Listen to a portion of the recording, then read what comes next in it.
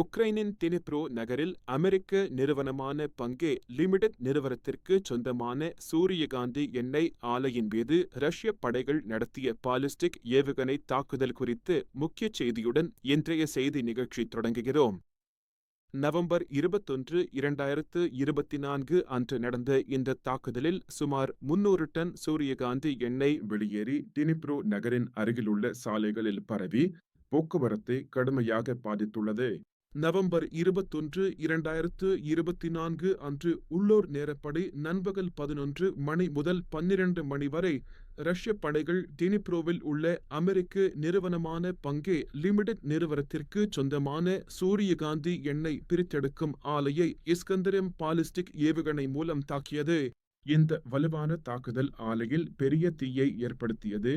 அது பல மணி நேரங்கள் எரிந்தது.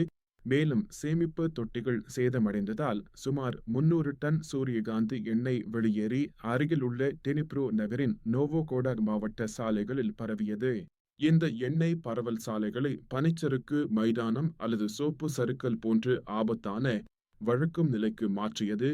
இதனால் வாகனங்கள் சறுக்கி போக்குவரத்து கடுமையாக பாதிக்கப்பட்டு மணி நேரங்கள் நிறுத்தப்பட்டது. இந்த குறிப்பிட்ட தாக்குதலில் எந்த உயிரிழப்புகளோ அல்லது ஊழியர் காயங்களோ ஏற்படவில்லை என்றாலும் உக்ரைனிய உள்கட்டமைப்புகள் மீது ரஷ்யாவின் வான்வழி தாக்குதல்கள் தீவிரமடைந்து வரும் சூழ்நிலையில் 2024 இல் 1000க்கும் மேற்பட்ட இத்தகைய தாக்குதல்கள் நடந்துள்ளன. ரஷ்யா உக்ரைன் போர் பிப்ரவரி 24, 2022 அன்று ரஷ்யாவின் முழு அளவிலான படையெடுப்புடன் தீவிரமடைந்தது. அக்காலத்திலிருந்து உக்ரைனின் பல்வேறு பகுதிகளில் தொடர்ச்சியான மோதல்கள் நடந்து வருகின்றன. அப்போதிருந்து எரிசக்தி நிலையங்கள், விவசாய வசதிகள் உள்ளிட்ட உள்கட்டமைப்புகள் அடிக்கடி ரஷ்யாவின் இலக்குகளாக்கப்பட்டு கடுமையான சேதங்களை ஏற்படுத்தி வருகின்றன. உக்ரைன் உலகின் மிகப்பெரிய சூரியகாந்தி எண்ணெய் உற்பத்தியாளர் மற்றும் ஏற்றுமதியாளர் ஆகும். இது அந்நாட்டு பொருளாதாரத்தின் முக்கிய அங்கமாக உள்ளது.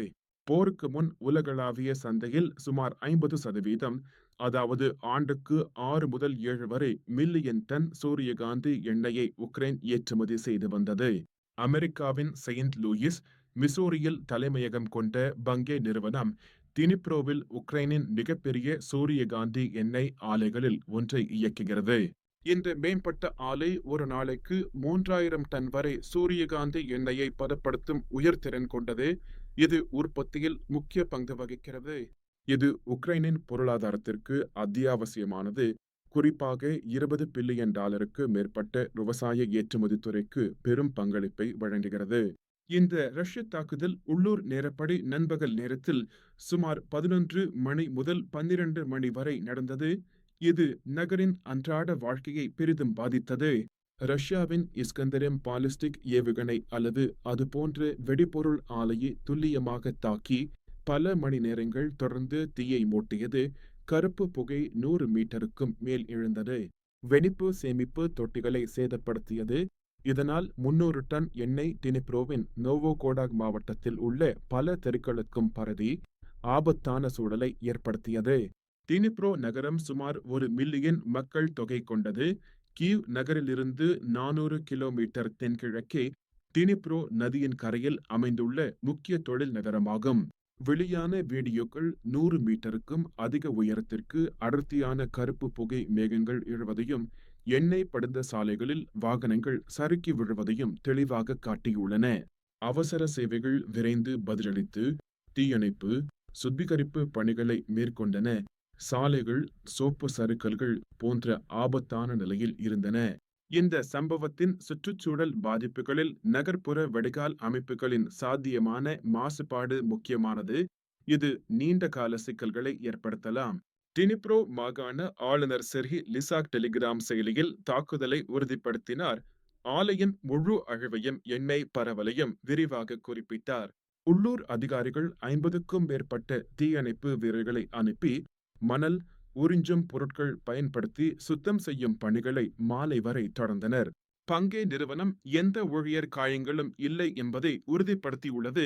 அதே சமயம் சேதத்தை மில்லியன் கணக்கான டாலர்களாக மதிப்பிட்டு ஆய்வு செய்து வருகிறது.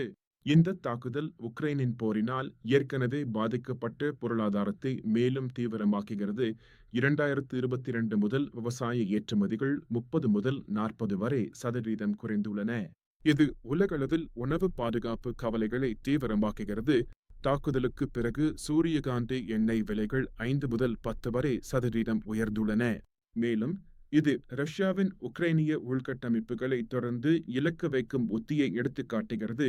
உக்ரைனிய அறிக்கைகளின்படி 2024 இல் 1000க்கும் மேற்பட்ட இத்தகைய தாக்குதல்கள் நடந்துள்ளன. இதையடுத்து சர்வதேச உதவிக்கான அழைப்புகள் தீவிரமடைந்துள்ளன.